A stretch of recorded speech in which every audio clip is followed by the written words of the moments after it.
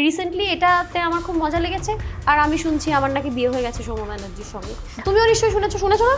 আমি শুনেছি সম্পর্কে রয়েছে তোমরা, এটা নিয়ে বলো। আমি তোমার থেকে একটু এগিয়ে আছি, কারণ আমি শুনেছি আমাদের বিয়ে হয়ে গেছে। যখন শুনেছি তার মাসখানেক পরে শুনলাম আমরা লিভ ইন করছি। মানে মানুষ লিভ ইন করে তারপর বিয়ে করে, আমরা বিয়ে করে তারপর লিভ ইন করছি। আচ্ছা, উল্টোটা। তো এরকম আমি শুনলাম, এটাও আমার খুব মজা লেগেছে। এটা নিয়ে উত্তর দিতে ইচ্ছা করে না কখনো?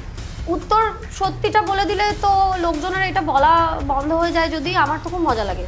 আমরা প্রথমে বিয়ে করেছি, তারপর আমরা লিভ ইন করছি, এরপর কি? বিয়ে, তারপর লিভ ইন, তারপর কি?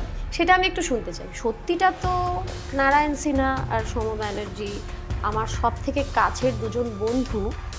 জেন্ডার নেই যাদের কোনো আমার জীবনে, বন্ধুত্বের কোনো জেন্ডার হয় না। ওরা আমার দুজনেই শুধুই বন্ধু, এবং আমি I can't think of life without them. তৎসত্ত্বেও আমার কোনো প্রেম নেই এদের সাথে, এটা সত্যি। কিন্তু আপনারা এটা প্লিজ বিশ্বাস করবেন না। যেটা যেভাবে আপনারা গল্প বানাচ্ছেন ওইভাবে বানিয়ে যান, আমার মজা লাগে।